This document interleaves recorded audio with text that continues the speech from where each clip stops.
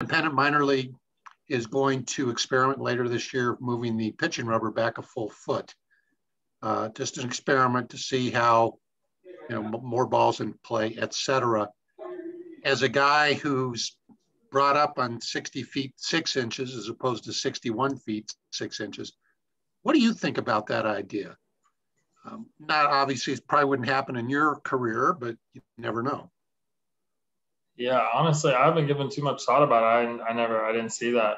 I'd have to look into it a little bit more, but I'd imagine it would change a lot of things. It doesn't sound like a lot, but 12 inches is a ton, when it comes to pitching specifically. So I would be interested if they ran to see some data, after their season, whatever league's doing it, to see how the changes are. But I would imagine that would kind of, almost give a facelift to the game. Okay, cool. Hey, and this isn't directed you specifically, but I know Bud Black and the pitching coaches have been concerned about the high walk rate for this team. You certainly did much better your second start. What does a pitcher do when maybe they're off a little bit and they are walking too many? Are there certain keys that you need to hone in on to harness those walks and not let that number rise? Yeah, I think there's different kinds of walks, right? In San Francisco, I think I had 4 walks, but 2 of them were in the 7th inning. So if I would have only walked the one guy in the 7th inning and then got a ground ball and got out of the inning with 3 walks through 7 innings, I don't think it would have been more it wouldn't have been talked about as much. You know what I mean? I think it's kind of when you walk guys, maybe as long as you're not stacking them, right? Because if you're giving up now, if you're walking guys and giving up a lot of hits, then that's kind of the gray line where you gotta kind of balance, right? Because if it's walks or hits and you're not scattering them, right? Like if I throw 8 innings and I give up 10 hits, but they're all singles and none of them are back to back to back, then it doesn't really affect me. I think it's kind of similar with walks, right? If I throw 7 innings and I walk 3 guys and it's one guy in the 2nd, one guy in the 4th, one guy in the 7th, none of them score, then that's a whole different thing than walking 3 guys, like my first start, walking 2 and 3 guys in the same inning. So I think it's all about like when it happens, how it happens, 4 pitch walks. But if it's a 10, 11 pitch at bat, the guy fouls 5 or 6 pitches off and then you make a mistake or you throw a ball in the dirt, I don't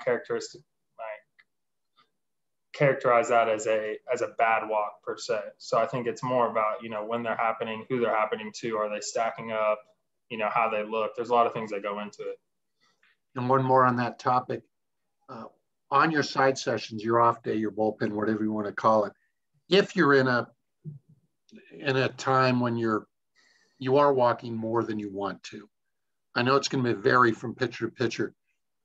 Do you first look at mechanical stuff and then clear that and say, okay, well, this is kind of why I'm just a little bit off? Or do you mostly look at it from a mental aspect, or is that difficult to pinpoint? Again, I think it just varies on the situation, right? I think sometimes there's, you could go in after an outing, and like my first outing against LA, when I walked a lot of people, I think it was part mentally me just trying to do too much, and part that mentally being sped up, trying to do too much, like literally sped up my delivery. So then my timing was off. So then you could point to it and be like, well, it's a little bit of both, right? Because mentally I'm trying to do too much. So maybe I'm overthrowing, and that's also causing me to speed up, which is mechanically affecting me. But I think a lot of the times, it's more times than not with walks, I think it's more mental. It's more of like, maybe trying not to get hit or trying to be too perfect, too fine with your pitches rather than just, attacking the big part of the plate per se. But yeah, I think it's just kind of situationally based. Great answer. Thank you, man. I appreciate it. Thomas? Yeah, want to follow up kind of on Patrick. How did you evaluate the last outing in San Francisco? Just when you walked in and, I'm taking all of my stats and everything out of it. When you walked in and looked at the video and thought about it, how did you evaluate that? I thought it was a really good start.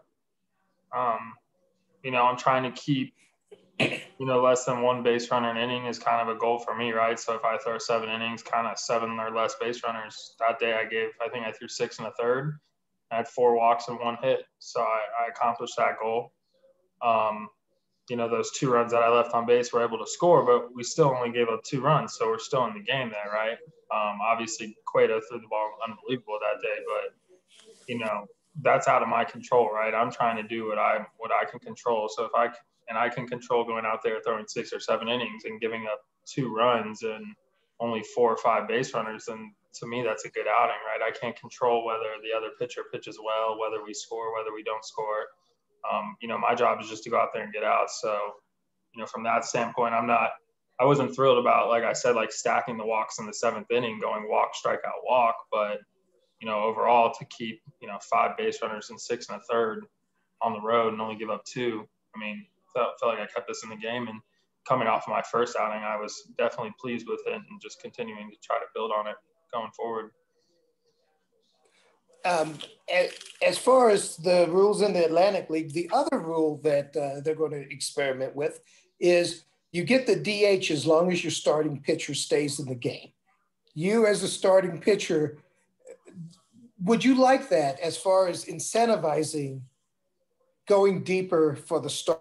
Because you see so many teams that basically tell the guy, hey, go blow it out for 3 or 4 innings, or you have a opener or whatever.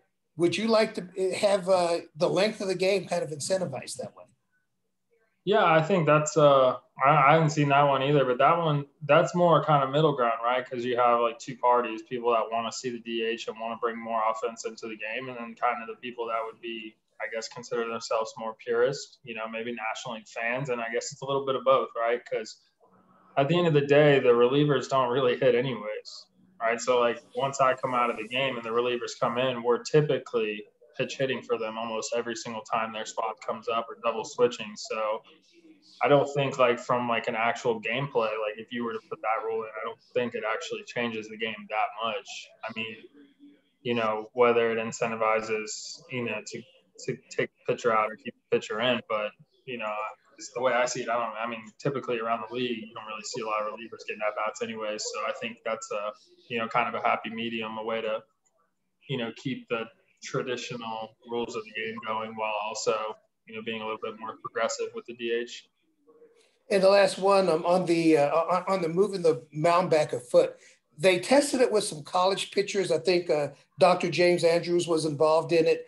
And he said it doesn't change your mechanics moving back a foot. I talked to Buddy a bit, and he was saying that it would change some release points on some breaking pitches. If they moved, 2 questions. 1, if they moved the mound back a foot and didn't tell you, would you know the difference? And 2, what would be the adjustments after you knew they moved the mound back a foot? Or the rubber back a foot? That's a good question. I don't know that you would notice a difference right away, to be honest with you.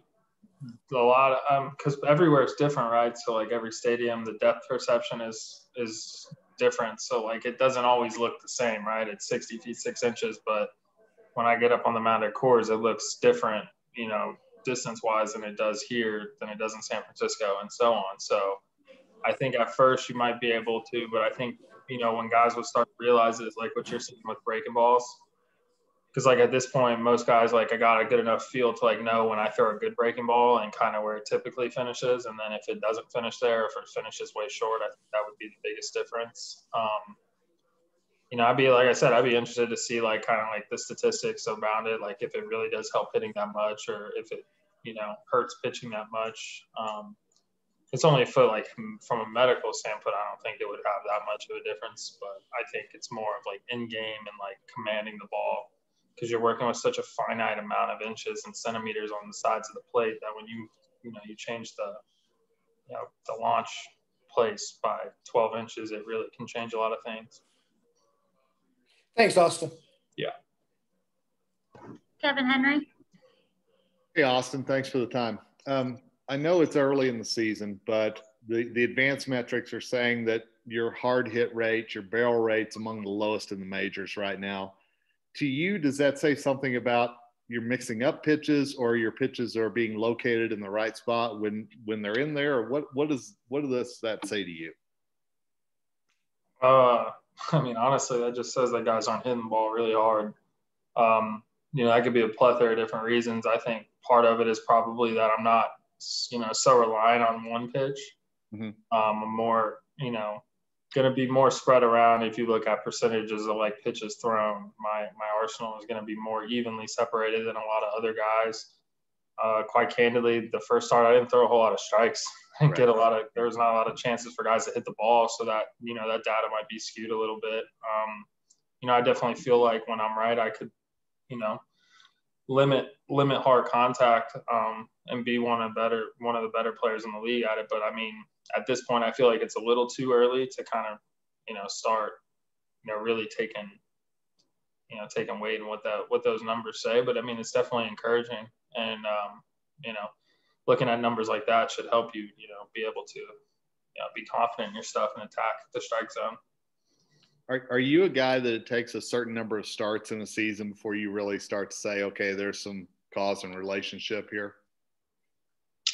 Some relationship with what? Well, with like any kind of statistics or anything like that, I mean, I think the more I've been, the older I've gotten, the more I've been around the game, I think I've realized that like every start is so different. Like they all take a life of their own, right? I mean, you have times where, couple starts in a row where you feel awful, and then all of a sudden one day you're amazing and you throw 7 shutout, and then vice versa, you feel like you haven't missed a spot in a week. It's like I hadn't thrown really any balls all spring training, and then I get my first start of the year and I can't find the strike zone, right? So like learning to just separate each outing from one and the other, right? So like my outing in LA was what it was, and then my outing in San Francisco, it was what it was, and now, tomorrow night we'll, just evaluate that outing for what it was that day. And then I think, like you're saying, I guess, yeah, when you get more starts, if you have 3-4 starts and you notice like when you're reviewing your outings, like, man, like the last 3 or 4 starts, I'm doing the same thing. I don't have my slider for 3 or 4 starts. I think that's when you start to like, all right, we need to work specifically on that.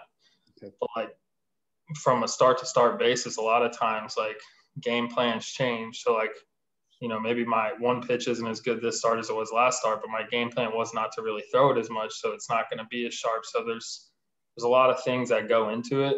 But, I think once you get more of a rhythm, it's easier to kind of identify, things that you're struggling with regularly and things that, maybe you just had a bad day.